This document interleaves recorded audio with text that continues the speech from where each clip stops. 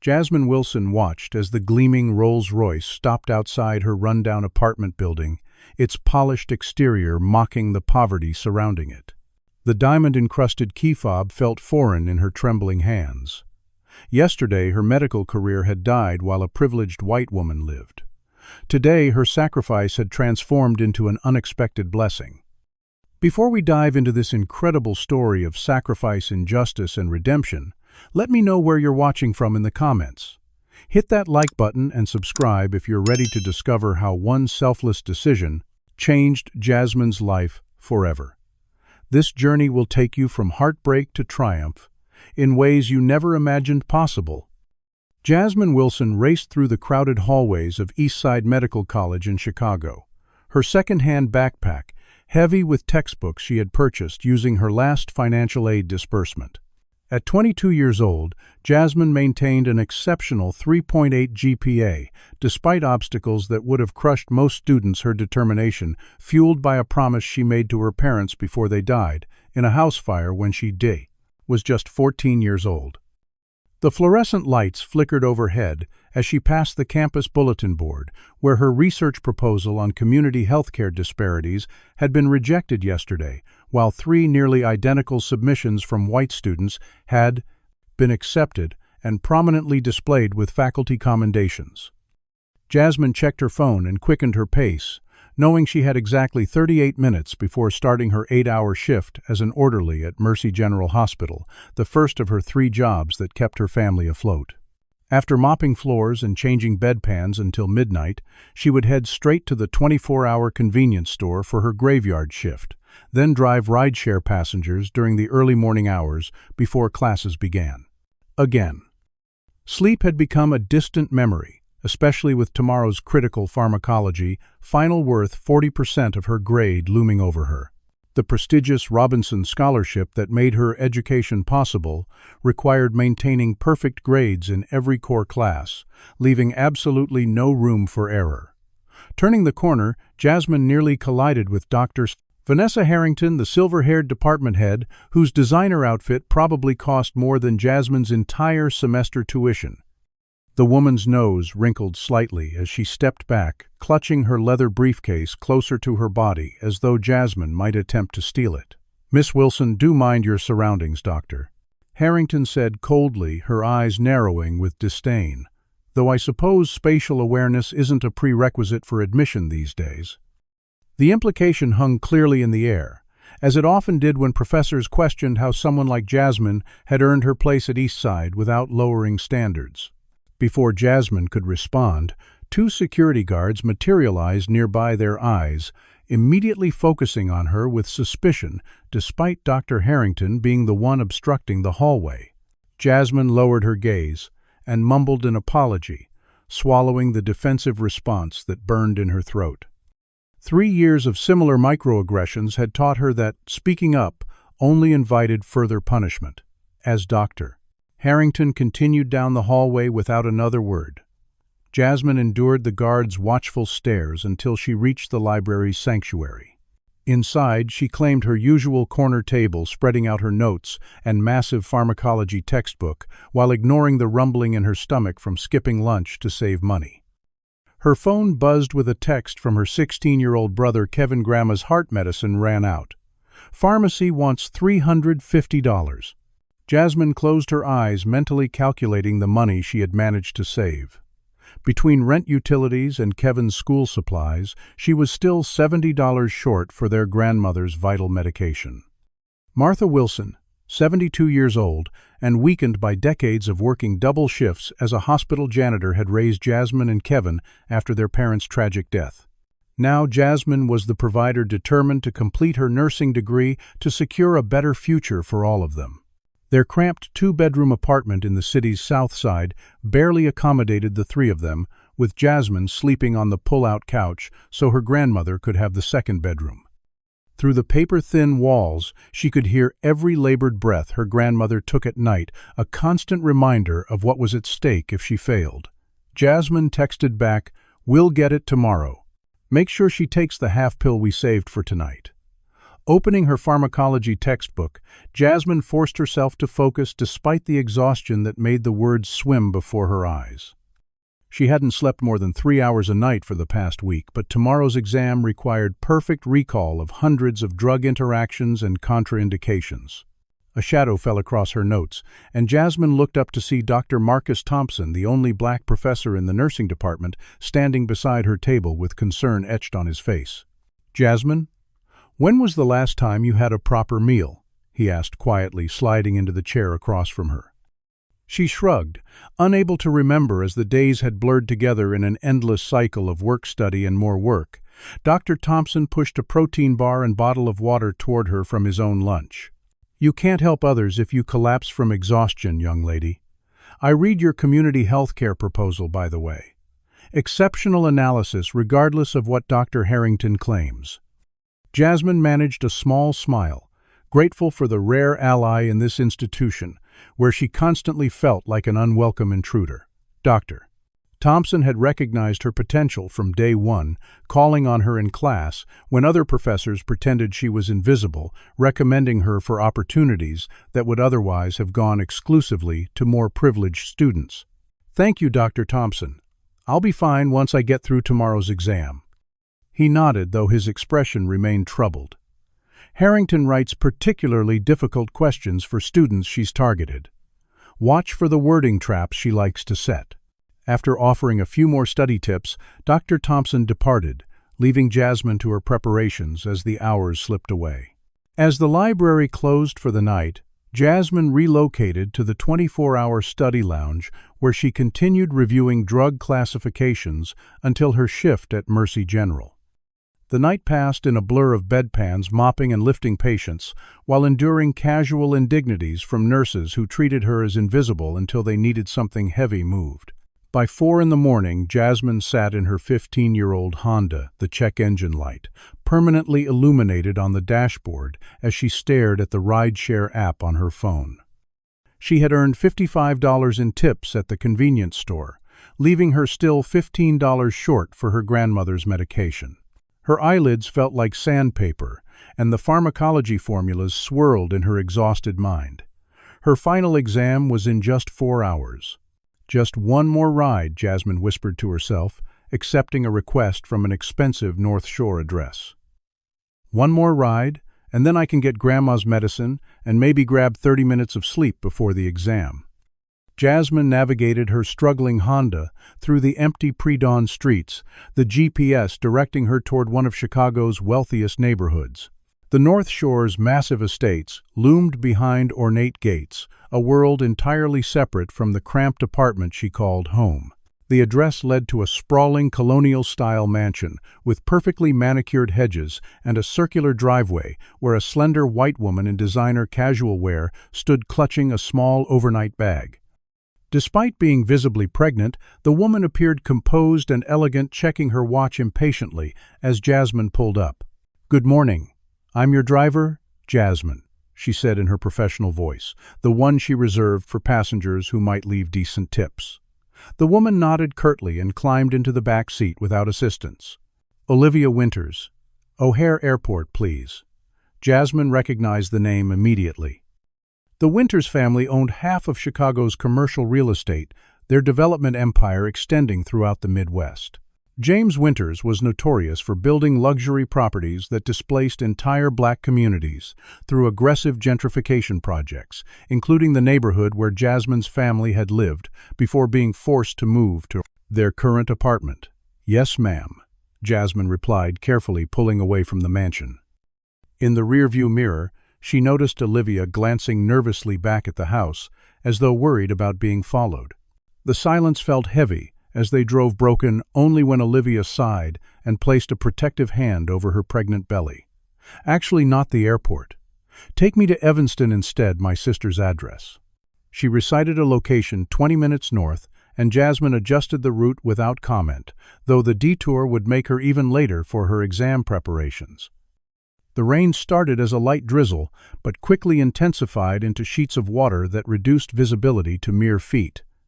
Jasmine gripped the steering wheel tightly, her wipers struggling against the torrential downpour. "Should we pull over until this passes?" Olivia asked, her voice betraying the first hint of concern. Jasmine shook her head. "I'll get you there safely, Mrs. Winters." A flash of lightning illuminated Olivia's reflection in the mirror. "It's Dr. Winters, actually." "I'm a cardiothoracic surgeon, though. I'm on leave until after the baby comes." Jasmine's estimation of her passenger shifted slightly. "You're a doctor. I'm studying nursing at Eastside Medical." Olivia's expression changed interest, replacing the previous detachment. "East Side, that's a rigorous program. Not easy to get into, yes, ma'am. I have my pharmacology final in a few hours, actually." Jasmine's phone alarm buzzed, reminding her to review anticoagulants before the exam. She silenced it quickly. "You're working right before a final exam." Olivia sounded genuinely surprised. Jasmine kept her eyes on the increasingly dangerous road. "I need to pay for my grandmother's heart medication." Something in her tone must have conveyed the desperation of her situation, because Olivia fell silent, seeming to reassess the young woman driving her. After a moment she spoke again, her voice softer. "I left without telling my husband. We had an argument about my returning to surgery after the baby is born. He thinks I should become a full-time mother instead." Jasmine nodded, understanding something about powerful men who believed they could control women's choices. The conversation shifted, becoming unexpectedly engaging as they discovered mutual interests in emergency medicine. Olivia was explaining a complex cardiac procedure when headlights suddenly blinded them, swerving into their lane from the opposite direction. Jasmine yanked the wheel hard to avoid collision, but the drunk driver clipped their rear bumper, sending the Honda into a violent spin across the rain-slicked highway. Time seemed to slow, as the car hydroplaned, crashing through the guardrail and rolling down a steep embankment. The world tumbled around Jasmine in a cacophony of breaking glass and crushing metal before they came to rest upside down in a rapidly flooding drainage ditch. Water began seeping through the broken windows as Jasmine fought through disorientation. Her seatbelt had locked, suspending her upside down, with blood trickling from a gash on her forehead. "Dr. Winters," she called out, twisting to see into the back seat. Olivia hung limp against her seatbelt, a large bruise forming on her temple. More alarming was the growing puddle beneath her, a mixture of rainwater and blood. Frantically, Jasmine unclasped her seatbelt, falling painfully onto the crushed roof of the car. Her left arm throbbed where it had struck the door, but she forced herself to focus on Olivia. The pregnant woman's pulse was present but weak, and the baby's distress was evident from the abnormal contractions of her abdomen. Jasmine's nursing training kicked in as she assessed the situation. Olivia was pinned by the collapsed seat, and water was rising around them at an alarming rate. Fumbling for her phone, Jasmine dialed 911, her voice steady despite the panic clawing at her chest. "Emergency services. There's been an accident on Lakeshore Drive near the Evanston exit. Car went down an embankment into a drainage ditch. I have an unconscious pregnant woman in active labor, with possible internal bleeding, water rising rapidly in the vehicle." The dispatcher's voice crackled through the damaged speaker. "Ma'am, we have multiple incidents due to the storm. Emergency services are backed up at least 45 minutes. Can you get to higher ground?" Jasmine looked at the rising water, now up to her waist. "Negative. Vehicle is crushed and passenger is trapped. I'm a nursing student. I can provide emergency care, but we need immediate extraction. Stay on the line, ma'am. I'll prioritize your situation with responding units." Jasmine set the phone on the dashboard speaker, still active, as she turned her attention back to Olivia, who was beginning to regain consciousness. "Don't move, Dr. Winters. We've been in an accident." Olivia's eyes flew open, panic immediate. "The baby. Something's wrong with my baby." Her hands went to her stomach as a contraction visibly rippled across it. "I'm going into premature labor, and I think the placenta has detached. I can feel it." Jasmine nodded grimly. "I need to get you out of this car. The water's rising, and help is at least 45 minutes away." Olivia's medical training allowed her to assess her own condition with shocking clarity. "I'm experiencing placental abruption. The impact caused separation. My baby will die without immediate intervention, and I'll hemorrhage soon after." The clinical detachment in her voice was betrayed by the fear in her eyes. Jasmine made a split-second decision. "I'm going to break the back window and pull you out. The seat has you pinned, but I think I can create enough space." Olivia nodded, her breathing labored. "Do it quickly." Jasmine grabbed the emergency hammer from her glove compartment, smashing the rear window as water rushed in faster. With superhuman effort born of desperation, she managed to bend the metal frame enough to free Olivia's legs, then dragged the pregnant woman through the window as the car filled completely with water. They emerged into the pouring rain, Jasmine half carrying Olivia up the slippery embankment to a small area protected by overhanging trees. Using her jacket and the contents of Olivia's overnight bag, Jasmine created a makeshift shelter and laid the doctor down on relatively dry ground. Olivia groaned as another contraction hit closer to the previous one than it should have been. "My medical kit in my bag," she gasped. Jasmine found the small emergency kit and opened it, revealing a surprisingly comprehensive set of tools. "I need you to listen carefully," Olivia said between contractions. "I'm going to talk you through what needs to be done. We can save my baby, but you'll need to perform procedures you probably haven't been trained for yet." Jasmine glanced at her phone, the alarm for her exam preparation, now joined by warnings about the upcoming final itself. The pharmacology test that would determine her entire future would begin in less than 3 hours. If she left now, flagged down help on the highway, she might still make it. Olivia saw the conflict in her eyes and grabbed her hand. "Please," she whispered, "save my baby. I know I'm asking too much of a stranger, but please help us." Jasmine took a deep breath, silencing the alarms on her phone. "I'm not going anywhere, Dr. Winters. Tell me what to do." As rain pounded around their makeshift shelter, Jasmine followed Olivia's expert instructions, using the limited supplies to stabilize her condition and monitor the baby's increasingly distressed heartbeat. With each passing hour, Jasmine watched her future slip away, along with her phone's battery life. By the time the final alarm sounded, indicating her exam had begun without her, Olivia was fighting to stay conscious, her professional demeanor cracking under pain and fear. "You should have left," she whispered during a moment of clarity. "Your exam." Jasmine managed to smile despite her own exhaustion and pain. "Some things are more important than exams.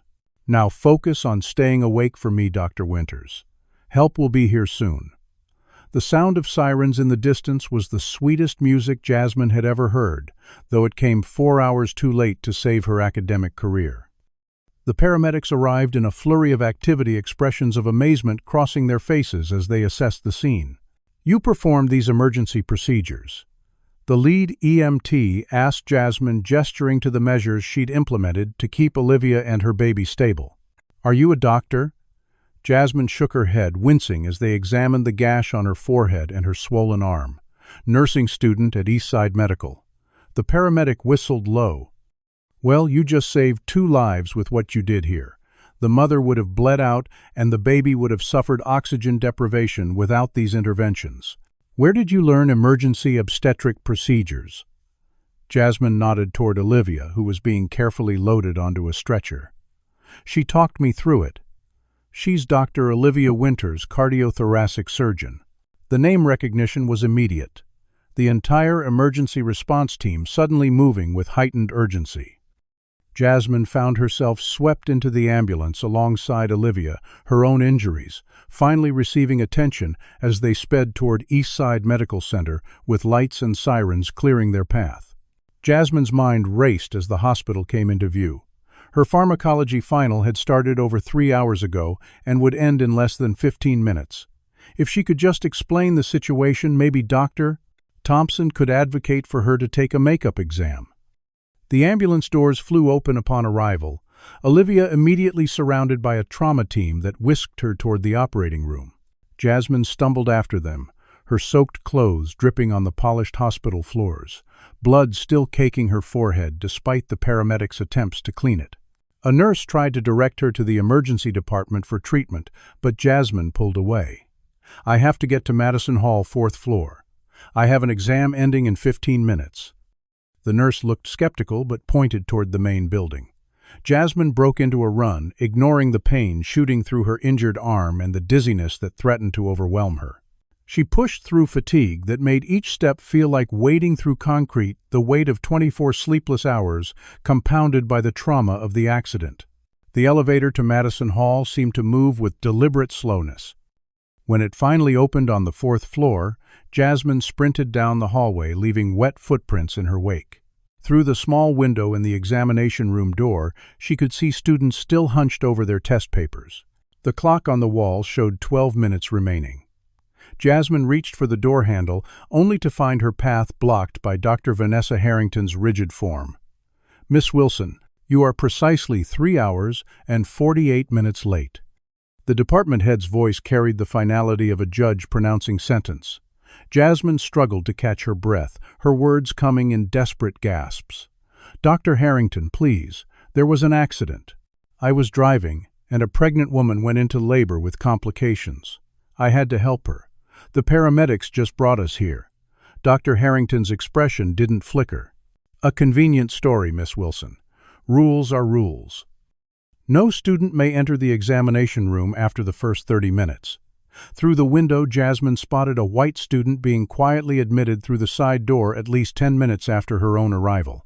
The injustice burned like acid in her throat. But that student had a previously approved accommodation, Miss Wilson. Do not make assumptions about matters you don't understand." "Doctor." Harrington's voice dropped to a whisper meant for Jasmine's ears alone. "Perhaps this is an indication that the rigors of medical education are not suitable for everyone. Not everyone belongs here, despite what our admissions department's diversity quotas might suggest." The casual cruelty of the statement stole Jasmine's breath more effectively than the accident had. She stepped back, physically rocked by the impact of what this meant. "Doctor." Thompson emerged from a nearby office, quickly assessing the situation. "Vanessa, surely we can make an exception given the circumstances. If what Miss Wilson is saying is true." "It's not your department, Marcus." Dr. Harrington cut him off. "The examination policy was approved by the board and applies to all students equally. Miss Wilson chose to miss this examination. Choices have consequences." The conversation halted abruptly as a commotion erupted at the end of the hallway. A group of hospital administrators hurried toward them, their faces animated with unusual excitement. "Dr. Harrington, the Winters, woman who was just brought in. Do you know anything about the student who saved her?" the lead administrator, Dean Patterson, asked breathlessly. Dr. Harrington looked confused. "What student?" Jasmine stepped forward, her voice small. "That was me, sir.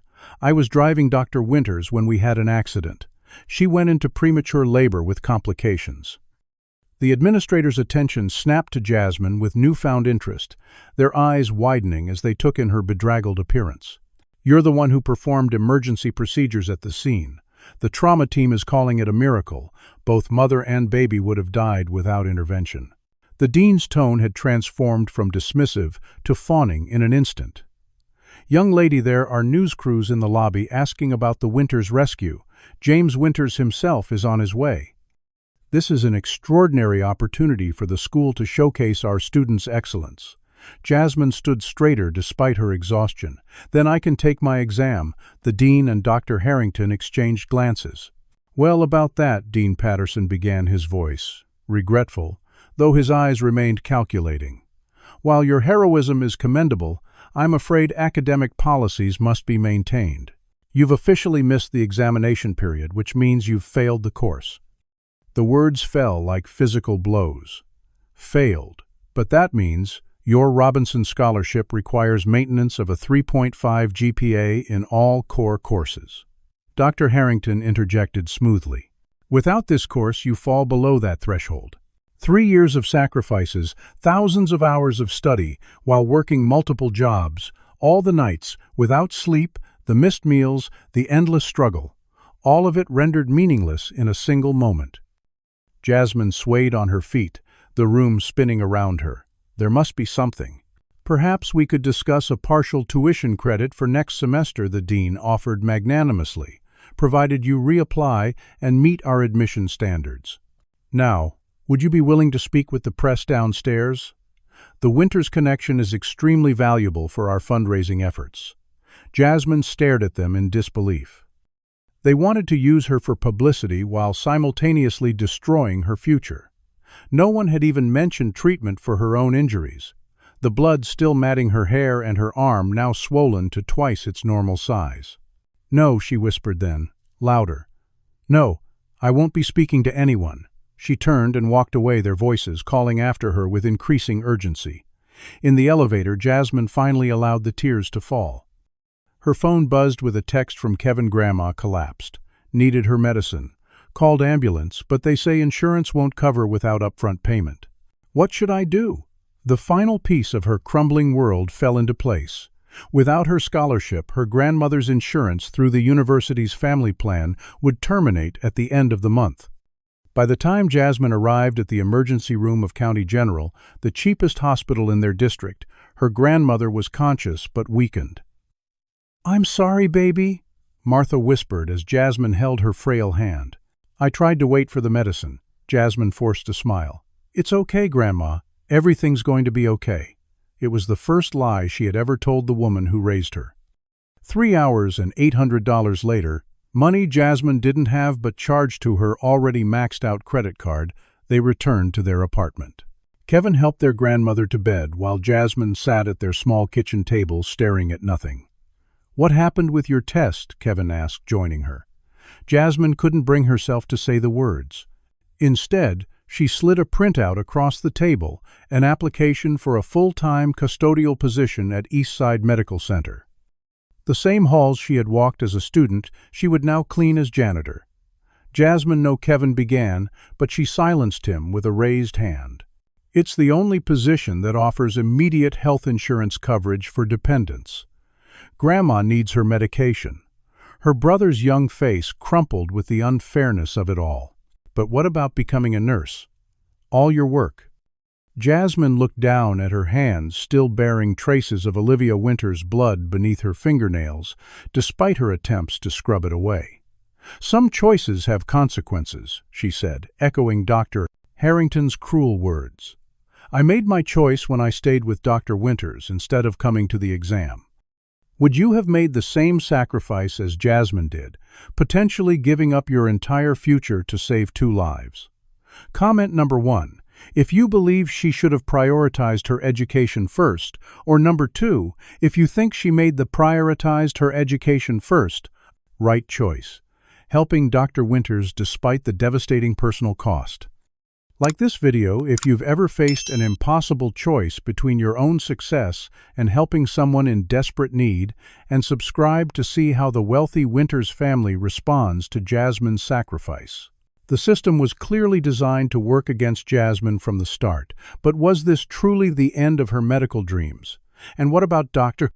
Winters? Would she ever learn what Jasmine gave up to save her and her baby? Stay tuned to see how this powerful story of injustice and redemption continues to unfold. 2 weeks later, Jasmine pushed her cleaning cart down the gleaming corridor of Eastside Medical Center's VIP, wing, the blue custodial uniform hanging loosely on her frame. She had lost 12 pounds since the accident, a combination of stress, overwork, and skipping meals to ensure Kevin and her grandmother ate regularly. The hospital had hired her immediately, desperate to avoid negative publicity after she'd refused to participate in their press events about the Winters rescue.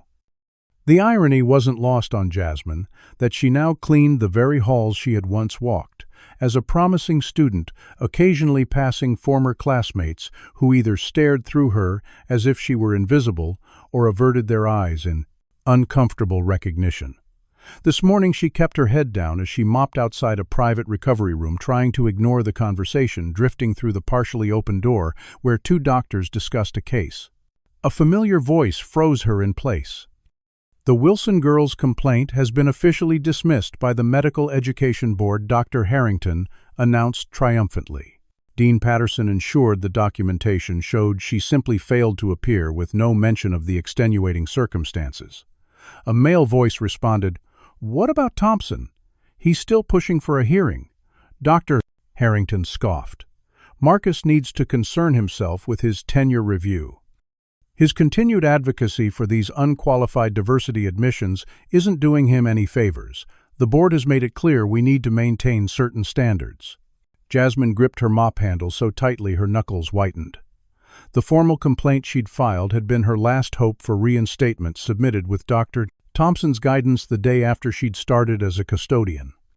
Now that hope was extinguished, crushed under the same system that had eagerly exploited her connection to the Winters rescue while erasing her name from all official records. Jasmine had discovered this systematic erasure accidentally while cleaning the administrative offices after hours, finding a press release draft that described quick action by Eastside medical staff, with no mention of the student who had actually saved Olivia and her baby. The doctors' voices continued, unaware of her presence. "Have you seen the news coverage of the Winters miracle birth? Touching story, mother and child doing well thanks to Eastside's excellence." Dr. Harrington's smug tone made Jasmine's stomach turn. "The Foundation has already promised a substantial donation toward our new simulation lab. All's well that ends well." Jasmine forced herself to continue mopping, moving past the room before her presence was noticed. As she rounded the corner, she nearly collided with a group of expensively dressed hospital donors being led on a tour by none other than Dr. Harrington herself. The doctor stopped mid-sentence, eyes narrowing as she recognized Jasmine. "Ah, our maintenance staff, always keeping things spotless." The deliberate misidentification from custodial to maintenance staff was subtle, but clear, another small erasure of Jasmine's identity. One of the donors, a silver-haired man in a tailored suit, peered at Jasmine with mild curiosity. "Weren't you a student here recently? I believe my daughter mentioned a promising young black woman in the nursing program." Before Jasmine could respond, Dr. Harrington smoothly interjected, "You must be thinking of someone else. Our custodial staff is entirely separate from our academic programs."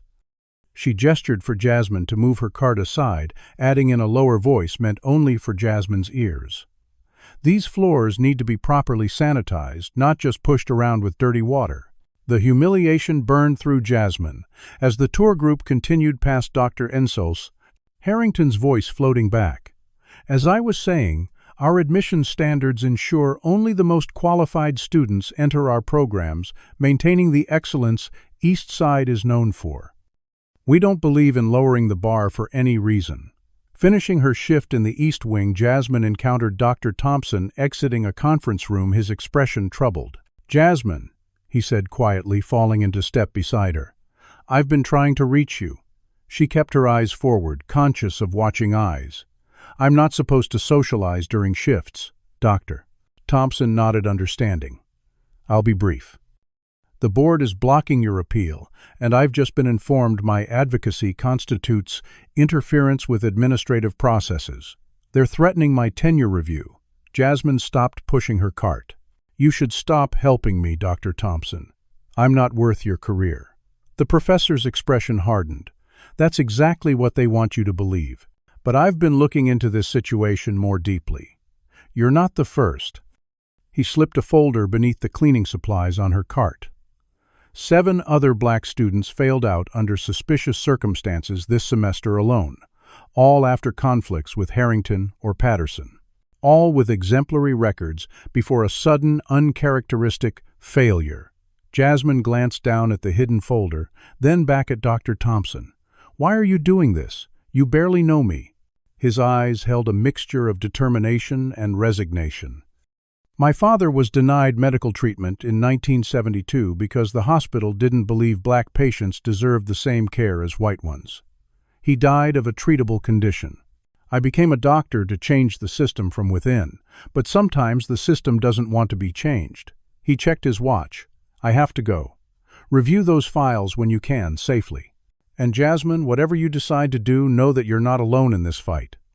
Later that night, after helping her grandmother to bed, Jasmine spread the files across their kitchen table.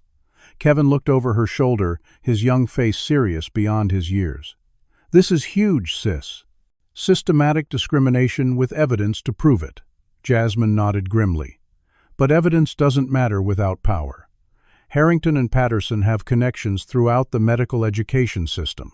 Even Dr. Thompson with his tenure can't stand against them alone." She gathered the papers with a sigh. "And I don't have the luxury of fighting this battle. Not with Grandma's condition worsening and our eviction notice already on the door." The pink paper had arrived that morning, giving them 30 days to vacate their apartment. Without Jasmine's scholarship stipend, they couldn't cover even their subsidized rent. Kevin dropped into the chair across from her. "What about the Winters woman, the one you saved? Couldn't she help?" Jasmine shook her head. "I tried to see her after she recovered. Security removed me from the maternity ward. Said I was harassing a VIP patient." She hadn't mentioned to Kevin her subsequent attempts to contact Olivia through proper channels, each message intercepted and denied by hospital administration. "The Winters family lives in a different world, Kevin. People like us are invisible to them unless we're serving some purpose." Her phone buzzed with a notification from the rideshare app she could no longer use since her car had been totaled in the accident. Another source of income gone. The insurance payment had barely covered the ambulance fee for her grandmother. Exhaustion pulled at Jasmine from every direction, the weight of responsibility for her family crushing down on shoulders already weakened by betrayal and disappointment. "Maybe we should move back to Grandma's hometown in Georgia," Kevin suggested hesitantly. "She still has cousins there who might help." Jasmine considered the suggestion. Leaving Chicago would mean abandoning any hope of continuing her education, but perhaps that dream had already died in the rain-soaked drainage ditch alongside Olivia Winters' luxury SUV. She was halfway through drafting a resignation letter to the hospital when a sharp knock at their apartment door startled both siblings. Jasmine approached, cautiously aware of the late hour. Through the peephole, she saw a professionally dressed woman holding an expensive leather portfolio. "Jasmine Wilson. I represent James Winters. He'd like to meet with you tomorrow at Eastside Medical Center." The woman slipped a business card under the door before walking away, leaving Jasmine staring at the embossed card with its simple message, "Your presence is requested. 10 a.m., West Wing Executive Suite." Jasmine's heart hammered against her ribs as possibilities swirled through her mind. After all this time, had the Winters family finally learned what she had sacrificed to save Olivia and their child? Or was this simply another attempt by hospital administration to use her for publicity, now with the Winters' direct involvement? Either way, tomorrow would determine if her family's future remained in Chicago or if they would be forced to abandon the life they had built here. Along with Jasmine's shattered dream of becoming a nurse who could change the very system that had failed her so completely. Jasmine arrived at work the following morning with knots of anxiety twisting her stomach.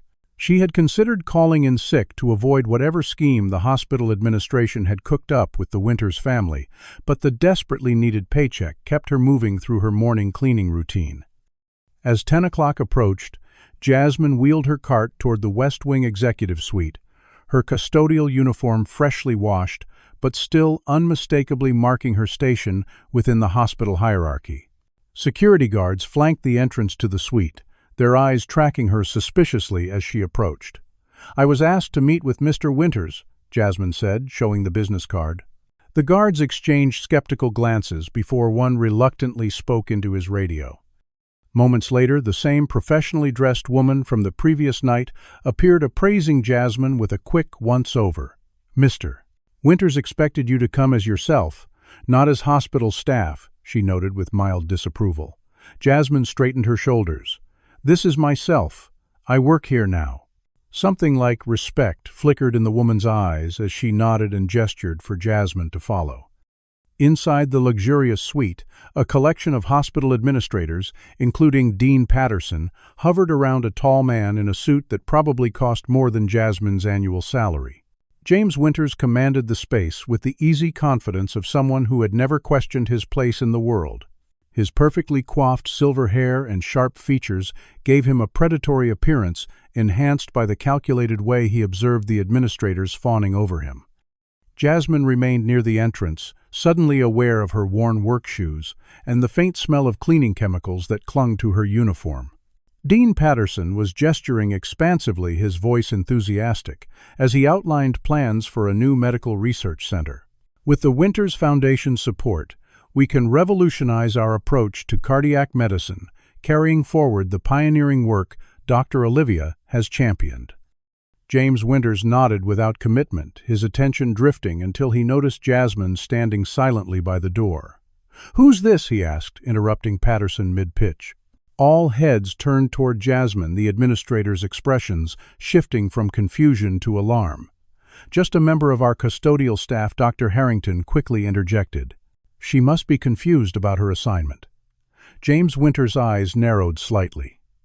"Your name?" he asked Jasmine directly. "Jasmine Wilson, sir." Recognition flashed across his face. "Wilson, the student who was with my wife during the accident." The administrators exchanged nervous glances as James waved them aside, approaching Jasmine with newfound interest. "Leave us," he commanded, not bothering to look at the stunned hospital officials. "But Mr. Winters, our presentation," Patterson protested weakly. "Can wait," Winters finished firmly. "I want to speak with Miss Wilson privately." The room cleared quickly, though Dr. Harrington lingered at the door, her face tight with barely concealed fury before she too departed. When they were alone, James gestured toward a chair. "Sit, please." Jasmine remained standing. "I'm on shift, Mr. Winters. I could lose my position if I'm found sitting in the executive suite." A flicker of something crossed his face, too quick to identify. "You're no longer a student here." It wasn't a question. Jasmine nodded, once the painful reality still fresh. "I missed my final examination while helping your wife. The department head wouldn't allow me to make it up." James Winters processed this information with an unreadable expression. "And now you're working as custodial staff at the same institution where you were once a student." Again, Jasmine nodded, unsure where this conversation was leading. James reached into his jacket, removing a checkbook and fountain pen worth more than everything Jasmine owned. "My wife mentioned someone had helped her during the accident, though she was understandably foggy on details. The hospital provided minimal information about your involvement." He wrote deliberately, tore the check free, and extended it toward Jasmine. $25,000 for your assistance to my wife." Jasmine stared at the check without reaching for it, the amount representing more money than she had ever possessed enough to solve her family's immediate housing crisis and perhaps even her grandmother's medical needs for several months. Yet something about the cold transaction felt fundamentally wrong. "I didn't help your wife for money, Mr. Winters," she said quietly. "I did it because it was right. Anyone would have done the same." James Winters' eyebrows rose slightly. The check still extended between them. "Not anyone, Miss Wilson. From what little I've gathered, you sacrificed your own interests considerably. This is simply compensation for your time and effort." Jasmine's hands remained at her sides. "Dr. Winters and your child are alive and healthy. That's all the compensation I need."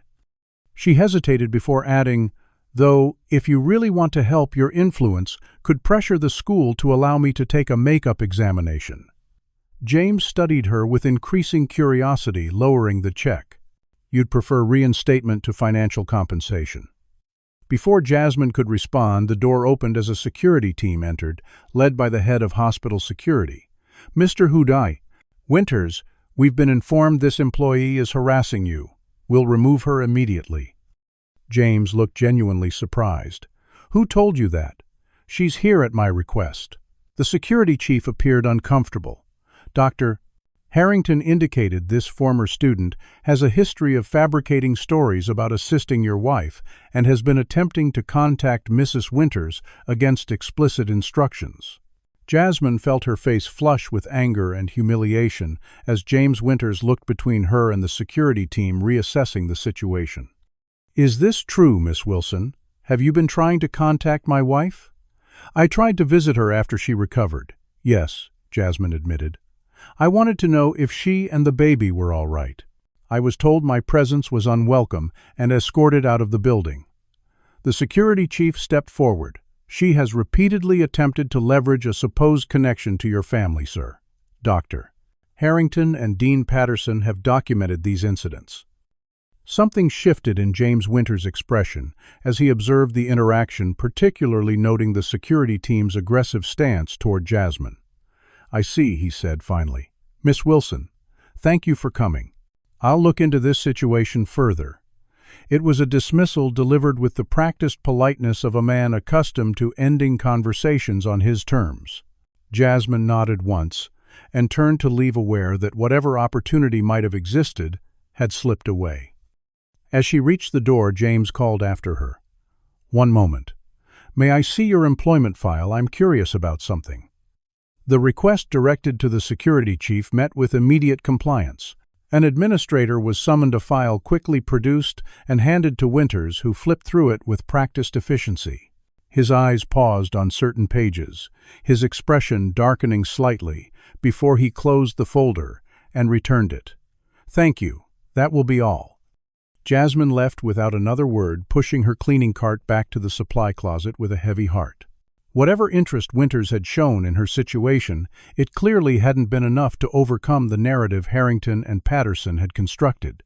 By the end of her shift, Jasmine had convinced herself the entire meeting had been pointless, another cruel reminder of the power imbalance that defined her world.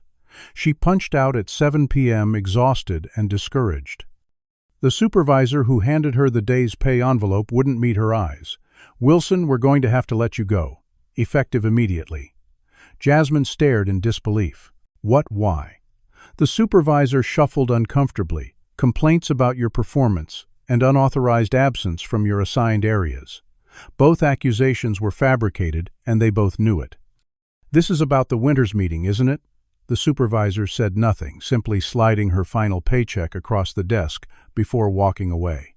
Jasmine stood in the empty break room, the thin envelope containing barely enough to cover a week's worth of groceries, much less their overdue rent. Outside the hospital, the evening air carried the first hint of fall chill as Jasmine waited for the bus that would take her back to their soon-to-be former apartment. Her phone buzzed with a text from Kevin. "Eviction notice updated. We have 48 hours to vacate." Jasmine closed her eyes, fighting back tears of frustration. They had nowhere to go, no savings to speak of, and now she had lost even the meager income from the custodial position. The bus was late, giving her plenty of time to contemplate how quickly life could unravel. By the time she arrived home, Jasmine had mentally catalogued everything they owned that might be sellable, a depressingly short list. Kevin met her at the door, his expression grave. "Grandma's worse. She needs her new prescription filled immediately, but the pharmacy won't release it without payment." Jasmine sank into their second-hand couch, the springs digging into her back. "How much?" $900 for the 3-month supply. "They won't do partial filling." Jasmine stared at her final paycheck, just over $400. Not enough for the medication. Certainly not enough for a security deposit on a new apartment, even in the worst neighborhood. "Maybe we could call one of those emergency assistance programs," Kevin suggested, though his tone lacked conviction. They had already exhausted most charitable resources in their area. What about the Winters money, if he offered it again? Jasmine shook her head firmly. "Our dignity isn't for sale, Kevin, especially not to people who see us as nothing but convenient props in their charitable narratives." She didn't mention that the offer had likely disappeared along with her job. They spent the evening packing their meager belongings into cardboard boxes, scavenged from behind the local grocery store. Their grandmother sleeping fitfully in the next room, unaware that her home of 6 years would soon be taken from her. Near midnight, as Jasmine sorted through old photographs, deciding which precious memories would fit in their limited luggage, a sharp knock at the door startled them both. Kevin peered through the peephole, then stepped back in confusion. There's nobody there, but something was left on the doormat. Jasmine cautiously opened the door to find a plain manila envelope with no markings. Inside was $7,000 in $100 bills, enough for her grandmother's medication and perhaps a security deposit on a smaller apartment in a neighboring suburb. No note accompanied the money, no explanation for its appearance or its specific amount. Jasmine stared at the cash, wondering if James Winters had somehow arranged this after their meeting, a quiet acknowledgement, without the public gesture of the check she had refused. The next morning, Jasmine used the mysterious funds to fill her grandmother's prescription and begin apartment hunting in the far suburbs where rents were marginally more affordable. Her applications were repeatedly denied, however, each property manager regretfully informing her that her references had raised concerns. By the 4th rejection, the pattern became clear: someone was deliberately blacklisting her throughout the Chicago housing market. When Jasmine called her former supervisor at Eastside Medical for an explanation, the woman refused to speak with her, hanging up immediately upon recognizing her voice. With their eviction deadline approaching, Jasmine faced the increasingly inevitable prospect of leaving Chicago, altogether abandoning the city where she had spent her entire adult life pursuing a dream that now lay shattered at her feet. In the luxurious Winters estate across town, Olivia Winters cradled her newborn daughter while scrolling through hospital personnel files on her tablet, her expression growing increasingly troubled. Her recovery from the traumatic birth had been slow but steady, the excellent medical care available to someone of her status ensuring both she and baby Sophia had received every possible advantage. Unlike her husband, Olivia had not been born to wealth. Her childhood in a working-class Boston neighborhood had been defined by sacrifice her medical education, funded through scholarships and student loans, long before she met James Winters at a hospital fundraiser. The household staff had initially mentioned Jasmine Wilson in passing an offhand comment about the young black woman who helped during the accident that had caught Olivia's attention. When she requested more information, however, the subject was mysteriously avoided. Her husband had briefly mentioned meeting someone connected to the accident, but had changed the subject when pressed for details.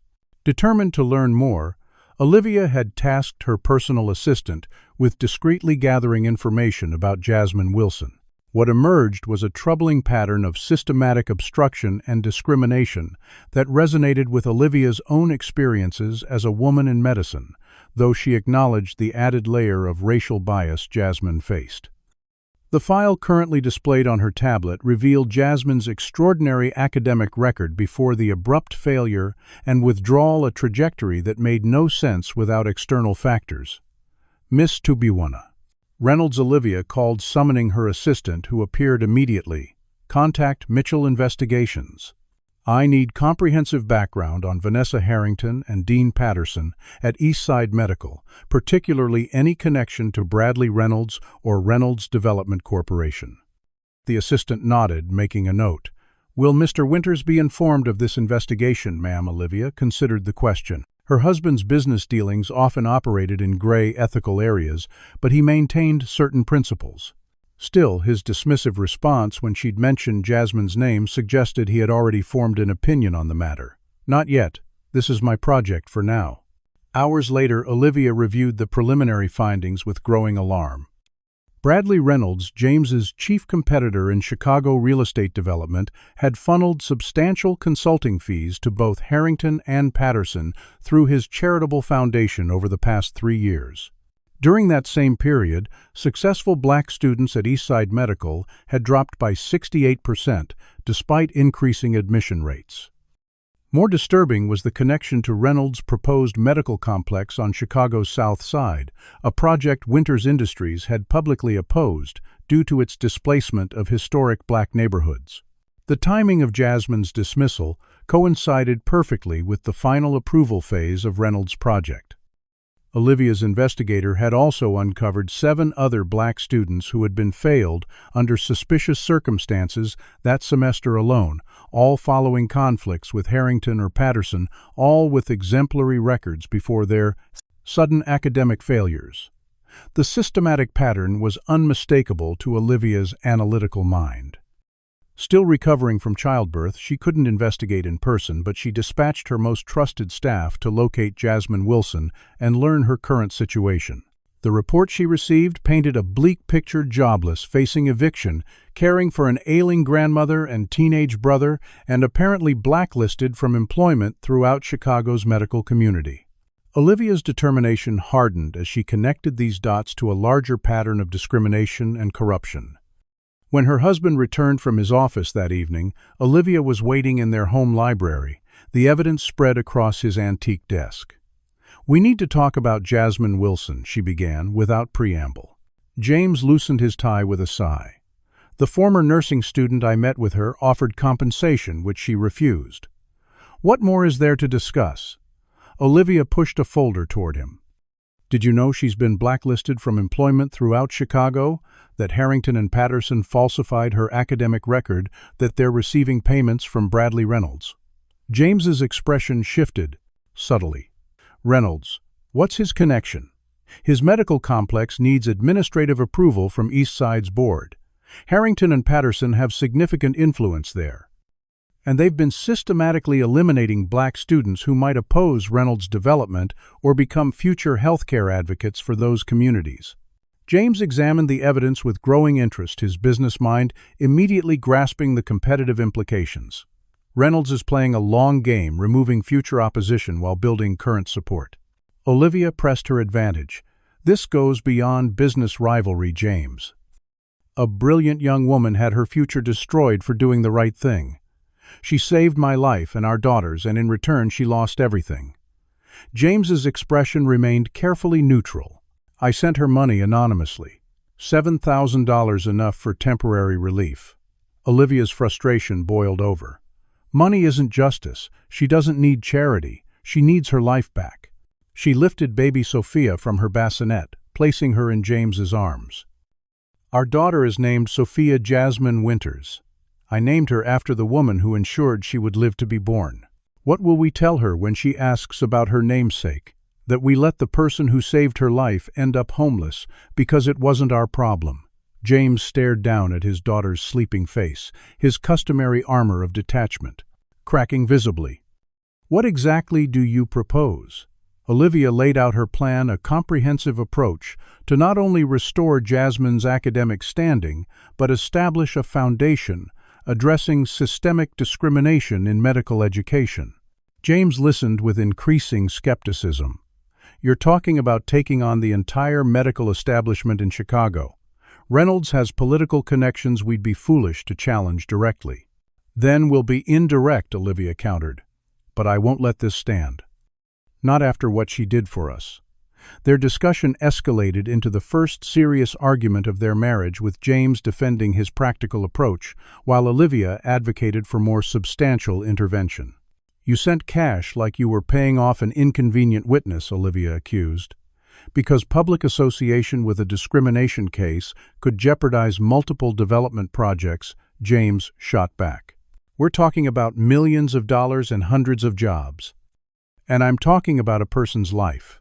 Olivia's voice rose uncharacteristically. A person who put my life above her own interests. The least we can do is show the same courage. Their argument continued late into the night, neither willing to concede. The following morning, Olivia awoke to find James already gone a note on his pillow, simply stating he would handle the situation appropriately. Alarmed by the ambiguity of this promise, Olivia accelerated her own plans, contacting Jasmine directly via text message from a new number unlikely to be monitored. Don't leave town. Friends are coming. Simultaneously, she arranged for her first post-pregnancy public appearance, specifically requesting to visit East Side Medical Center where Jasmine had worked. Against her doctor's recommendations, Olivia dressed carefully the next morning, placed baby Sophia in her finest clothes, and summoned her driver and security team. Where to Mrs. Winters, the driver inquired. Southside Chicago Parkview Apartments. Olivia directed, consulting the address her investigators had provided. And Michael, bring the rolls. This visit requires a particular statement. As the luxury vehicle navigated through Chicago's streets, Olivia rehearsed what she would say to the young woman who had saved her life, wondering if Jasmine would even be willing to accept help after being so thoroughly betrayed by Slesh. The institutions meant to support her. What Olivia couldn't know was that at that very moment, Jasmine's grandmother was experiencing another cardiac episode, the family's crisis reaching its breaking point just as help was finally on the way. Do you believe wealthy individuals like the Winters family have a moral responsibility to address injustice, or is sending anonymous cash sufficient when you witness discrimination? Comment number 1. If you think the rich should actively fight systemic issues. Or number 2. If you believe financial assistance alone fulfills their obligation. Like this video if you want to see how Olivia confronts the hospital administration that destroyed Jasmine's future, and subscribe to follow this powerful story of accountability and redemption. Will Jasmine accept help from the Winters family after everything she's been through, or will her pride and distrust prevent her from accepting their assistance? And what exactly did James mean when he promised to handle the situation his own way? The battle lines are being drawn, but which side will ultimately prevail in this fight against institutional racism? Jasmine had just finished packing the last of their belongings when the gleaming Rolls-Royce rolled to a stop outside their apartment building, its polished exterior reflecting the crumbling facade of Parkview Apartments like a mirror held up to inequality itself. Neighbors emerged from their units curious about the luxury vehicle that seemed transported from another dimension into their neglected corner of Chicago. Jasmine stepped onto the small concrete porch, disbelieving her eyes as Olivia Winters emerged from the back seat, a tiny bundle cradled in her arms and flanked by two serious-looking security personnel. The woman appeared thinner than during their harrowing experience, designer clothes hanging somewhat loose on her recovering frame, but her bearing remained regal as she approached Jasmine with determined steps. "Jasmine Wilson," Olivia asked formally, though they both knew the question was unnecessary. Jasmine nodded, conscious of her worn jeans and faded t-shirt, the exhaustion etched into her face from another sleepless night caring for her grandmother. "Dr. Winters, this is unexpected." Olivia adjusted the bundle in her arms, revealing the sleeping face of an infant with delicate features. "This is my daughter, Sophia Jasmine Winters. Named after the woman who ensured we would both live to meet each other." The significance of the name wasn't lost on Jasmine, whose composure faltered momentarily before she regained control. "She's beautiful," she said, simply unsure what else this surreal situation called for. Neighbors had gathered in a protective semicircle behind Jasmine, their presence, a silent statement of community solidarity. Olivia seemed to recognize the dynamic, nodding respectfully to the assembled residents before returning her attention to Jasmine. "May we speak privately? I have information I believe you'll want to see." Jasmine hesitated, glancing back at her apartment, where Kevin was helping their grandmother rest. "My family is inside. Whatever you have to say can be said in front of them." Olivia accepted this condition without objection, following Jasmine into the modest apartment with its stacked boxes and bare walls. Kevin looked up in shock as the elegant woman entered their home, immediately standing as if in the presence of royalty. Their grandmother Martha watched from her recliner with quiet dignity despite her obvious illness. "Everyone, this is Dr. Olivia Winters," Jasmine introduced awkwardly. "Dr. Winters, my brother Kevin, and my grandmother Martha Wilson." Olivia handed the baby carefully to one of her security personnel before extracting a thick folder from her designer bag. "I've spent the past week investigating what happened after our accident," she began without preamble. "What I found is disturbing on multiple levels." She spread documents across their small kitchen table, revealing evidence of the systematic discrimination at Eastside Medical. Harrington and Patterson have eliminated 8 promising black students this semester alone, all with stellar academic records, before suspiciously failing key requirements. Your case was particularly egregious because they exploited your life-saving actions to generate positive publicity while simultaneously destroying your academic career. Jasmine stared at the evidence, her hands trembling slightly as she recognized internal emails discussing her dismissal in coldly calculating terms. "Why are you showing me this?" she asked, her voice barely controlled. "What's done is done. I've lost my scholarship, my position, and apparently been blacklisted throughout Chicago." Olivia's expression hardened with resolve. "Because it doesn't have to remain done. I've established the Winters Medical Scholarship Foundation with an initial endowment of $6 million. The Foundation's first initiative will be addressing discrimination in medical education, beginning with reinstatement and full scholarships for all affected students." She paused, meeting Jasmine's eyes directly. "I want you to take a leadership position in the Foundation. Your experiences combined with your exceptional academic background make you uniquely qualified to help reshape medical education in Chicago." The offer hung in the air so far beyond anything Jasmine had imagined that she struggled to process it. Kevin watched with widening eyes while their grandmother's expression remained cautiously neutral, having lived long enough to distrust unexpected generosity from wealthy white benefactors. "Why would you help me?" Jasmine finally asked, suspicion evident in her tone. "Your husband already paid me off with that anonymous cash delivery." "Isn't your conscience clear now?" Olivia flinched slightly at the accusation. The cash was James's solution, not mine. I didn't know about it until after the fact. She reclaimed her daughter from the security guard, holding the infant as if drawing strength from her presence. I grew up poor in Boston, Jasmine. My father was a factory worker. My mother cleaned office buildings. I know what it's like to fight for every opportunity, though I acknowledge I never faced the additional barriers of racial discrimination. She gestured to the evidence spread before them. What happened to you isn't just wrong. It's part of a deliberate system designed to maintain power imbalances in healthcare. As a doctor, I cannot stand by while qualified providers are eliminated from a profession that desperately needs diverse voices. Before Jasmine could respond, Kevin burst through the front door, panic etched on his young face. Jasmine, grandma's having another episode. Her breathing's all wrong. Jasmine rushed to the bedroom where Martha had retired during their conversation, finding her grandmother gray-faced and struggling for each breath. Medical training kicked in immediately as Jasmine checked vitals, finding a dangerously irregular heartbeat. "Call 911," she shouted to Kevin, beginning basic life support measures. Olivia appeared in the doorway, professional assessment, replacing social niceties. "Move aside," she commanded, doctor mode, fully engaged. "I'm a physician." Jasmine hesitated only briefly before allowing Olivia access to her grandmother. Olivia's examination was swift and thorough, her commands precise as she directed Jasmine in stabilization techniques while checking the medication bottles on the bedside table. "This is an outdated treatment protocol," she muttered, examining the prescription labels.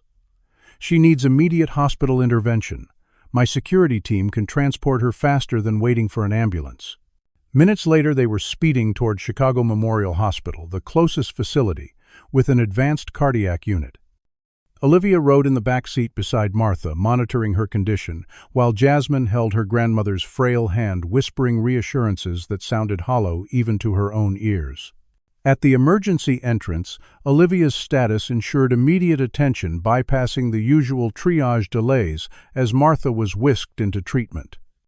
Jasmine and Kevin followed the gurney until they were stopped at the doors. To the cardiac unit, a familiar scenario of exclusion that left them waiting helplessly for news of their grandmother's condition.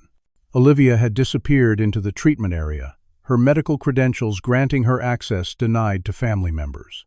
Nearly an hour passed before the doors opened again, revealing not Olivia, but Dr. Vanessa Harrington, her perfect posture and immaculate lab coat instantly recognizable to Jasmine. "What are you doing here?" Jasmine demanded, rising from the uncomfortable waiting room chair.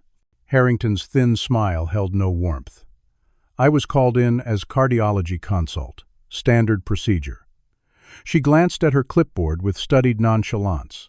"Unfortunately, your grandmother's insurance situation is quite complicated. Without proper coverage, we can only provide stabilizing care before transfer to County General." The implication was clear. Martha would receive minimal treatment before being sent to the underfunded public hospital, where her chances of recovery would diminish significantly. "That's impossible," Jasmine protested. "Dr. Winters is overseeing her care personally." Harrington's smile tightened.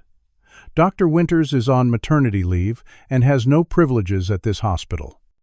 While her concern is touching hospital, policy must be followed." The doors swung open again as Olivia emerged, her expression thunderous as she overheard Harrington's statement. "That's fascinating, Vanessa, considering the chief of medicine just granted me temporary consulting privileges when I explained the situation." She stepped between Harrington and Jasmine, a physical barrier against further threats. "Mrs. Wilson is receiving the full intervention protocol, including the medication regimen you specifically declined to authorize." Harrington's composure cracked slightly, her voice dropping to a harsh whisper. "You're overstepping, Olivia. This isn't your hospital, and your family name doesn't grant you authority over established protocols." "Protocols." Olivia's voice rose deliberately, attracting attention from nearby staff and patients. "Like the protocol of falsifying academic records to eliminate qualified black students, or the protocol of accepting consulting fees from Bradley Reynolds while coincidentally supporting his development projects." Harrington blanched, glancing around at the now openly watching audience. Those are libelous accusations. Your pregnancy hormones are clearly affecting your judgment. I could report you to the medical board for these baseless claims." "Please do," Olivia replied with dangerous calm. "I look forward to presenting my evidence in that forum. I'm sure the board would be fascinated by the statistical anomalies in student dismissals under your supervision, particularly when correlated with certain financial deposits to your offshore accounts." The standoff was interrupted by the arrival of James Winters, his imposing figure drawing immediate attention as he strode into the waiting area. "Olivia," he began, irritation evident in his tone, "you were explicitly advised against public appearances so soon after delivery." His eyes widened upon recognizing Harrington, then narrowed as he assessed the confrontational tableau. Dr. Harrington. What an unexpected pleasure. Harrington attempted to regain her professional demeanor. "Mr. Winters, I was just explaining hospital policy regarding uninsured patients to your wife." James's expression shifted subtly, his business mask sliding into place. "Interesting. I was under the impression that Mrs. Wilson had been approved for the Winters Foundation's Medical Assistance Program as of this morning. The paperwork should have been processed already." He turned to his assistant, who had materialized at his side. "Lancaster, please contact our legal department. It seems there may be an obstruction of approved charitable care situation developing." The calculated precision of his intervention suggested to Jasmine that despite their apparent disagreement, the Winters had coordinated more than Olivia had revealed. Harrington's expression flickered between disbelief and growing comprehension of her suddenly precarious position. "There must be a misunderstanding. If the Foundation has approved coverage, we'll certainly provide all necessary care." She retreated a step, finding herself cornered both literally and figuratively. "I'll verify the paperwork immediately." As Harrington departed with poorly disguised haste, James turned his attention to Jasmine. "Miss Wilson, my wife has shared your situation with me in considerable detail. While I initially believed financial compensation was the most efficient resolution, I've been persuaded that a more comprehensive approach is warranted."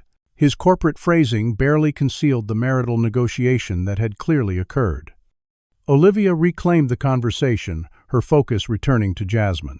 "Your grandmother will receive the best possible care, but this situation highlights exactly why the Foundation's work is so urgent."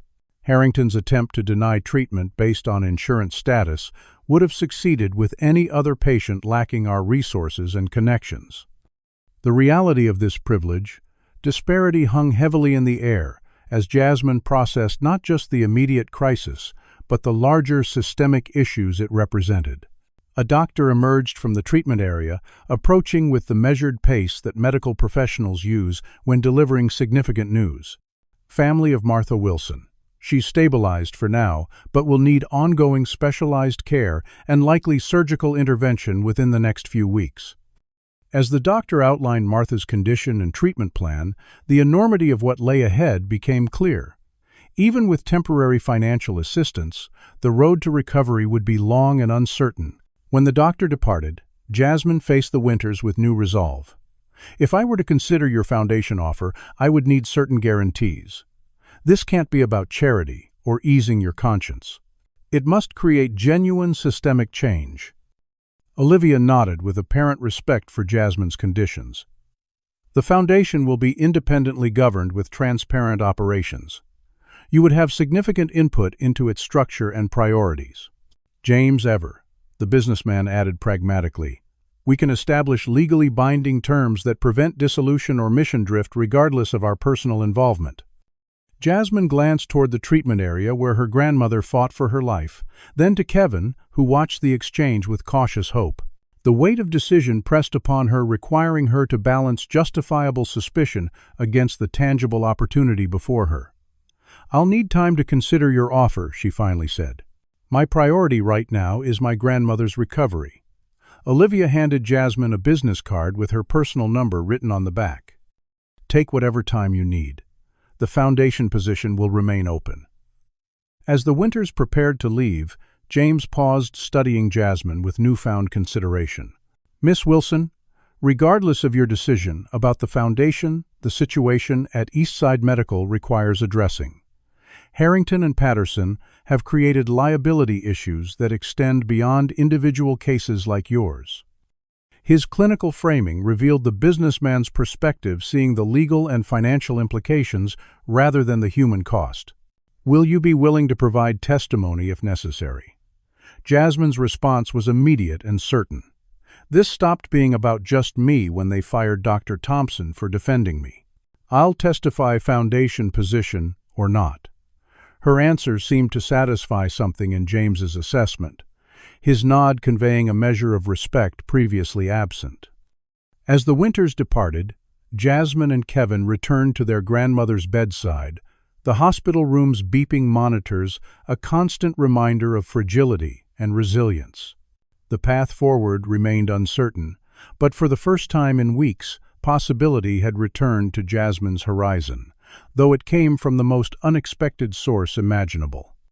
The unlikely alliance between Jasmine Wilson and the Winters family began cautiously. Initial meetings held in Martha's hospital room, where the elderly woman's improving condition served as both hopeful symbol and practical focus. Jasmine approached each interaction with measured skepticism, reviewing every document with painstaking attention while researching the Winters' business practices independently. Olivia's sincerity seemed genuine, her medical expertise proving invaluable for Martha's treatment. Yet Jasmine remained wary of philanthropic gestures that might evaporate once convenient publicity had been extracted. James Winters operated with less apparent emotion but growing strategic commitment, his business acumen deployed with surprising effectiveness once he identified Harrington, Patterson, and Reynolds as threats to his interests.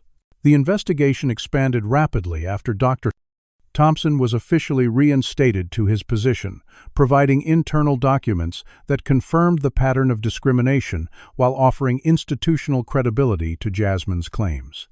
These evaluation metrics were deliberately designed to appear objective while allowing significant subjective interpretation. Thompson explained during a strategy session in the Winters' home office, spreading faculty assessment forms across the polished mahogany table. Harrington could fail black students for communication deficiencies while passing white students with identical presentations. Jasmine nodded, grimly recognizing her own experience in the documented pattern. Every black student who questioned anything was labeled confrontational or difficult, while white students were showing initiative and demonstrating leadership potential. James examined the documentation with a businessman's eye for liability. This creates multiple grounds for legal action, particularly given the federal funding East Side receives. His team of attorneys had already identified 7 distinct regulatory violations, each carrying potential financial penalties significant enough to motivate the hospital board's cooperation. Olivia focused on assembling the affected students, creating a support network that quickly grew beyond the 8 cases they had initially identified to include dozens of former East Side students with similar experiences stretching back years. The pattern revealed was damning, showing systematic elimination of minority students precisely when they reached advanced training that would position them for influential medical leadership roles. Reynolds' connection became increasingly clear. Through financial forensics, his development company having quietly funded research positions and consulting arrangements for board members who supported his medical complex proposal. The project's location would displace primarily black healthcare facilities serving communities already facing limited medical access, replacing them with specialized centers catering to wealthier patients. Jasmine emerged as the natural spokesperson for the growing coalition, her clear articulation of both personal experience and systemic issues resonating with medical students across Chicago. Her first public statement, delivered at a press conference arranged by Olivia, garnered unexpected media attention. "This isn't about one student's academic standing," she explained to assembled reporters. "It's about who gets to become a healthcare provider, who gets to make decisions about medical resources, and ultimately who lives and dies because of those decisions." The response was immediate and divided. Supportive messages poured in from medical students nationwide sharing similar experiences, while conservative outlets portrayed Jasmine as ungrateful and playing the race card despite her evidence. Eastside Medical's initial response came through intermediaries, offering Jasmine readmission with a partial scholarship contingent upon her signing a non-disclosure agreement and dropping all claims. "They're testing how cheaply they can resolve this," James observed when Jasmine brought the offer to their strategy meeting. "They're hoping financial pressure will force your compliance." Jasmine declined without hesitation, her resolve strengthened by the growing coalition behind her. Dean Patterson resigned the following week with a generous retirement package, a development James described as throwing the least valuable piece off the chessboard, while Harrington remained protected by her connections to Reynolds. The hospital board, recognizing mounting pressure, established a diversity review committee composed entirely of white administrators, a transparent attempt to control the narrative without meaningful change. Jasmine's public profile rose steadily, bringing unwelcome attention as threatening messages appeared on her social media accounts, and the family's new apartment was vandalized with racial slurs spray-painted on their door. James's response was immediate and comprehensive, moving Jasmine's family to a secure building owned by Winters Properties and providing professional security. "This isn't charity," he stated firmly when Jasmine expressed discomfort with the arrangements. "It's basic threat management for a key witness in a significant legal proceeding." The Medical Education Board finally scheduled hearings on the discrimination complaints, though preliminary research revealed that 3 board members had received research grants from Reynolds Foundation. Olivia leveraged her medical connections to ensure independent observers would be present, including representatives from national physician organizations concerned about diversity in medicine. As preparations for the hearing intensified, Jasmine discovered disturbing inconsistencies in patient care documentation during her research. "These patient outcomes don't match the treatment records," she noted, comparing charts from Harrington's department. "Success rates are being artificially inflated, and complications are being attributed to other departments." Olivia reviewed the findings with growing alarm, her physician's perspective immediately grasping the implications. "She's falsifying medical records to hide mistakes, not just academic evaluations. This goes beyond discrimination into patient endangerment." The discovery shifted the stakes dramatically, potentially elevating the case from administrative proceedings to criminal investigation. As Jasmine compiled evidence of the documentation discrepancies, a surprising invitation arrived. Bradley Reynolds requested a private meeting at his downtown office. Against the Winters' advice, Jasmine agreed, though she ensured the meeting occurred in a public restaurant with James's security team discreetly positioned nearby.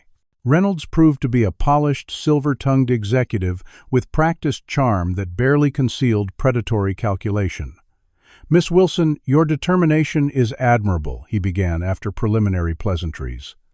"You've certainly captured attention with these allegations, though I believe they've been somewhat exaggerated in translation."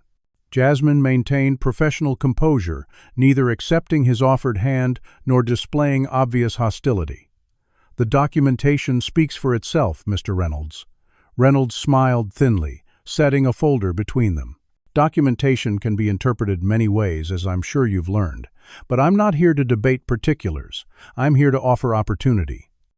The folder contained admission documents to Reynolds Medical Institute, his newly established institution, offering Jasmine a full scholarship, including living expenses and guaranteed residency placement. "Your talents are being wasted in this unfortunate conflict," Reynolds continued smoothly. "Rather than dwelling on perceived injustices, why not channel your energy into completing your education at a truly forward-thinking institution?" The offer represented everything Jasmine had fought for, packaged in terms that would effectively silence her complaints against Eastside Medical, while allowing Reynolds to present himself as a progressive solution to the very problem he had helped create. Jasmine studied the documents, thoughtfully aware of Reynolds, watching her reaction with calculated interest. "This is certainly generous, Mr. Reynolds. Would similar opportunities be extended to the other students affected by Harrington's practices?" Reynolds waved dismissively. "Each case would be evaluated individually. Your situation is unique, given your particular experiences and demonstrated resilience." Translation: only the loudest voice would be silenced, leaving others to continue suffering discrimination without an effective advocate. Jasmine slid the folder back across the table, her phone, recording the entire conversation from her pocket. I appreciate the offer, but I believe systemic change at existing institutions better serves student needs than selective rescue of individuals who become inconvenient. Reynolds' practiced smile faltered briefly. Miss Wilson, pragmatism sometimes outweighs principle. This hearing may not proceed as you anticipate, particularly given the complex bureaucracy involved in medical education oversight.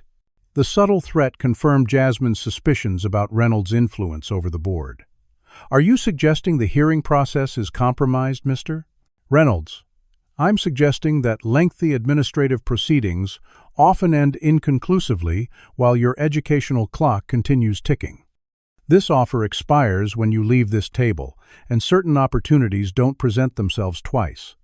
Jasmine stood gathering her belongings. Then I appreciate the meal, Mr. Reynolds, but I'll take my chances with the hearing. His expression hardened, the charming facade dissolving. Winters can't protect you indefinitely, Miss Wilson. Even his influence has limits in this city. Jasmine paused before leaving. I'm not relying on any single person's protection, Mr. Reynolds. The truth has its own momentum once exposed. The confrontation with Reynolds accelerated events dramatically. That evening, Jasmine received an urgent call from a hospital employee who had witnessed Harrington removing documentation from patient files after hours. With Olivia's guidance, Jasmine coordinated with hospital security to document the tampering, capturing crucial evidence of Harrington attempting to destroy records that would reveal falsified patient outcomes. Simultaneously, James's investigators uncovered Reynolds' previously concealed ownership stakes in pharmaceutical companies that would exclusively supply his medical complex, representing significant conflicts of interest he had hidden from regulatory authorities. The web of corruption extended beyond discrimination into financial fraud, patient endangerment, and regulatory violations that attracted the state attorney general's attention. A simple discrimination complaint had evolved into a comprehensive investigation threatening Chicago's medical establishment. Jasmine found herself at the center of a storm larger than she had ever anticipated, her personal quest for justice having expanded to challenge entrenched systems of power. The night before the scheduled hearing, Jasmine sat with Kevin and their grandmother, who had recovered enough to return home with ongoing treatment. "Are you sure about tomorrow?" Kevin asked, concern evident in his young face. "Reynolds isn't going to give up easily." Martha reached for Jasmine's hand, her grip surprisingly strong for someone who had so recently faced death. "Your grandfather faced down armed segregationists to register voters in 1964, she said quietly. "He always told me that justice isn't something you request politely, it's something you demand with your full voice." Jasmine squeezed her grandmother's hand, drawing strength from generations of resistance. "I started this for my future, continued it for our family, but now it's about something bigger than all of us." Tomorrow would determine not just her personal vindication, but potentially reshape medical education in Chicago for generations to come. A responsibility that weighed heavily, yet somehow felt exactly like the purpose she had always sought, in medicine itself. 1 year later, Jasmine Wilson stood at the podium in Eastside Medical Center's largest auditorium, addressing the inaugural class of the Medical Education Equity Initiative. "Your journey begins in a transformed institution," she told the diverse group of students before her, "one that now acknowledges its historical failures while actively building a more just future." The comprehensive changes following last year's explosive public hearing had exceeded even the most optimistic expectations. The press conference that Jasmine, supported by the Winters, had organized to present their evidence had created a seismic shift in Chicago's medical establishment. Dozens of former students had come forward with similar experiences, their collected testimonies, creating an undeniable pattern that even the most skeptical observers could not dismiss. Dr. Vanessa Harrington had been suspended immediately after evidence of her record falsification became public. Her medical license subsequently placed under review pending investigation of patient care concerns. Bradley Reynolds faced multiple indictments after the Attorney General's investigation revealed extensive fraud, bribery, and conspiracy charges related to his development projects. His carefully constructed empire began crumbling as investors distanced themselves from the growing scandal. The Medical Education Board had undergone complete restructuring, with new oversight mechanisms established specifically to address discrimination complaints. Dr. Thompson, appointed as interim department head following Harrington's suspension, now led a comprehensive diversity task force working across medical education systems throughout Illinois. Jasmine herself had been fully reinstated, with honors her academic record corrected to reflect her true performance. The scholarship offered by the Winters had expanded beyond her individual case to establish a foundation supporting minority students throughout their medical education. Rather than simply accepting reinstatement, Jasmine had partnered with Olivia to develop the Medical Education Equity Initiative, a program combining traditional medical training with advocacy skills designed to create a new generation of healthcare leaders equipped to address systemic inequities. The Winters had proven surprisingly committed partners in this transformation. Olivia had returned to surgery part-time while dedicating significant energy to establishing a community clinic serving neighborhoods previously dependent on emergency rooms for basic care. James, initially motivated primarily by business rivalries, had gradually developed genuine investment in the initiative, restructuring Winters Industries' contracting practices to include equity requirements that created opportunities for minority-owned businesses throughout Chicago. Most meaningful to Jasmine was the impact on her family. Her grandmother's health had stabilized with proper treatment, allowing her to enjoy life in their new apartment in a safe neighborhood with adequate accessibility features. Kevin had returned to school with renewed purpose, his academic performance earning him consideration from several prestigious universities, despite his previous disciplinary issues. Inspired by his sister's perseverance, he had established a peer tutoring program at his high school, creating support systems for students facing challenges similar to those he had experienced. Jasmine balanced her medical studies with leadership of the Student Mentorship Program, creating a support network that identified struggling students early and provided resources before crises developed. The program's success rate had already attracted attention from medical schools nationwide, interested in implementing similar models. After concluding her address to the new students, Jasmine gathered her belongings and headed to her car in the staff parking lot, a modest but reliable vehicle she had purchased herself after receiving back pay from her wrongful termination. Settlement. The legal proceedings had ultimately resulted in significant financial compensation, though Jasmine had directed much of it toward educational foundations rather than personal use. Driving toward her clinical rotation at the community clinic, Jasmine reflected on the extraordinary journey of the past year. The system that had once seemed impenetrable had proven vulnerable when confronted with organized resistance and strategic allies. As she stopped at a traffic light, Jasmine noticed a visibly pregnant woman standing at a bus stop in the summer heat, looking uncomfortable and anxious. Without hesitation, Jasmine pulled over and lowered her window. "Are you heading to the clinic?" The woman nodded, relief visible on her perspiring face. "The bus is running late, and I can't miss this appointment." Jasmine smiled, unlocking the passenger door. "I'm heading there myself. I'd be happy to give you a ride." As the woman settled gratefully into the air-conditioned car, Jasmine was struck by the symmetry of the moment. A year ago, she had been the one offering help to a pregnant woman in distress, a decision that had nearly destroyed her future. Today, a similar action represented not sacrifice, but empowerment, her ability to help strengthened rather than diminished by the struggles she had endured. "I'm Jasmine," she said, extending her hand to her passenger. "I'm a medical student at Eastside."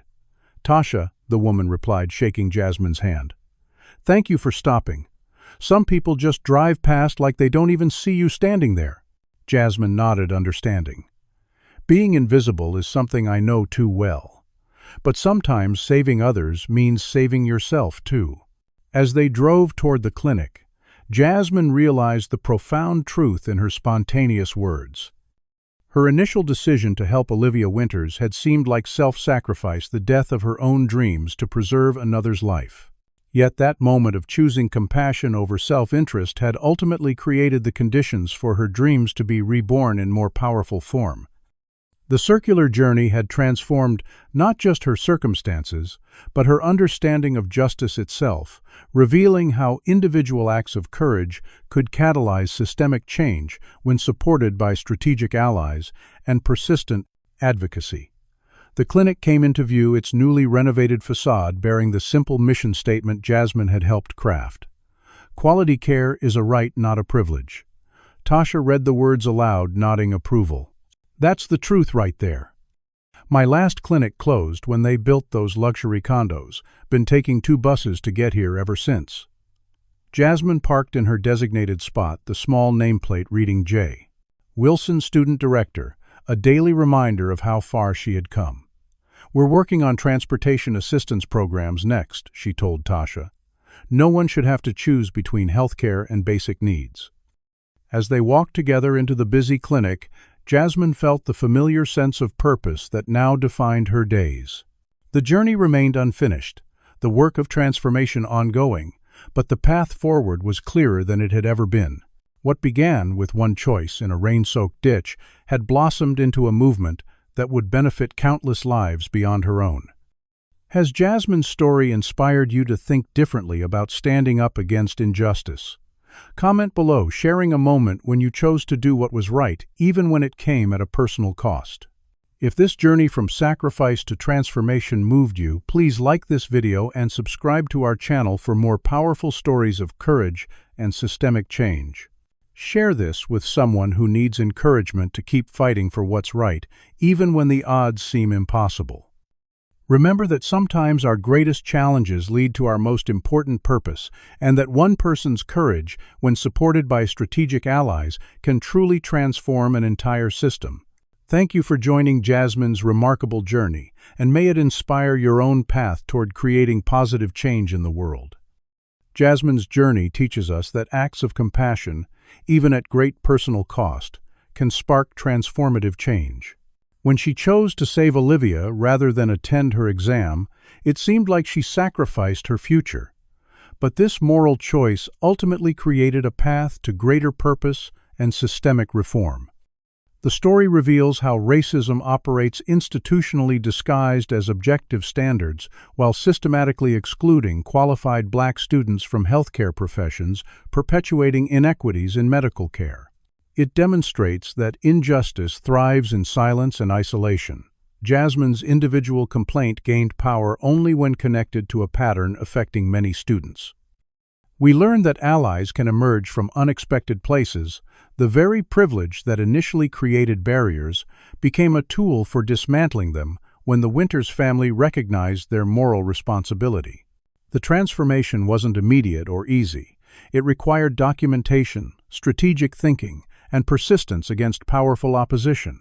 Perhaps most importantly, Jasmine's story illustrates that systemic change requires both individual courage and collective action. One person standing up creates an opening, but lasting transformation happens through strategic alliances and addressing root causes, not just symptoms. By refusing both victimhood and compromise, maintaining her dignity while accepting strategic help, Jasmine created change far beyond her personal circumstances, showing how individual acts of principle can catalyze movements for justice. Has there been a time in your life when standing up for what's right came at a personal cost?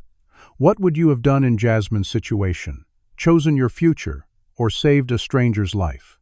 Share your thoughts in the comments below. If this story of courage against systemic discrimination moved you, please give it a thumbs up so others can discover it too. Hit that subscribe button to join our community dedicated to powerful stories of resilience and transformation. Remember, change begins with awareness. Share this video with someone who needs to understand how discrimination operates in supposedly merit-based systems. Your support helps amplify these crucial conversations about racism in healthcare and education. Thank you for witnessing Jasmine's journey from sacrifice to justice, and may it inspire your own courage when facing impossible choices. Together, we can transform systems that were designed to exclude into pathways of opportunity for all.